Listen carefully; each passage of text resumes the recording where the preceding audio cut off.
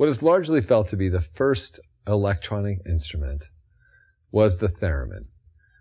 This device was created by Leon Theremin, although Leon Theremin is not Leon Theremin's name. That is the anglicized version of his Russian name.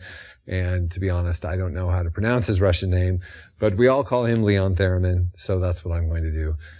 Leon Theremin created the theremin, which was originally called the Theremin Vox, or the etherphone. He created this device in Russia in 1917 as a student. And it's based on two principles. First of all, this principle of heterodyning oscillators, which are basically tube oscillators, devices, as you know, which cause electrons to wiggle. So we have two of them, and they're very high frequency, which is to say that they cause electrons to wiggle very, very quickly. When the pitch of one was changed, it would cause the oscillators to beat against each other, and this beating would generate an audible pitch that was much lower than these high frequencies that these oscillators were generating. So by changing the frequency of one of the high frequency oscillators, the combination of the frequencies, I won't say sounds because they were above our hearing, the combination of the frequencies of these two oscillators would result in a frequency that we could perceive. So there's that.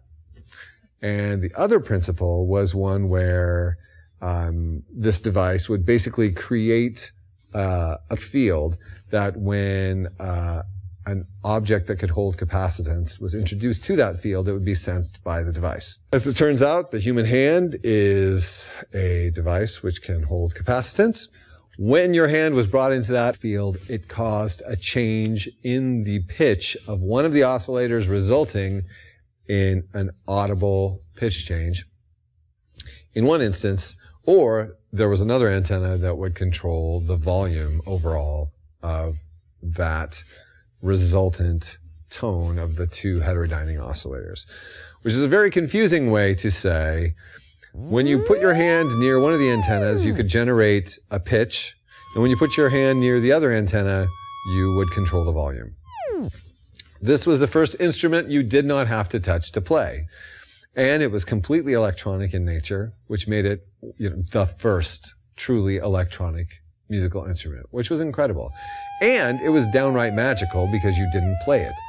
The proximity of your hand to the antenna generated the desired pitch, and the proximity of your hand to the antenna, the other antenna, generated the volume of the sound. So basically, you would play the device by waving your hands in the air. In 1927, theremin moved to the United States. The theremin was patented in 1928. It was bought by RCA, and RCA made a production model which was sold across the United States. The theremin was an incredibly influential instrument because it really sparked the imagination of people in regard to electronic music instruments.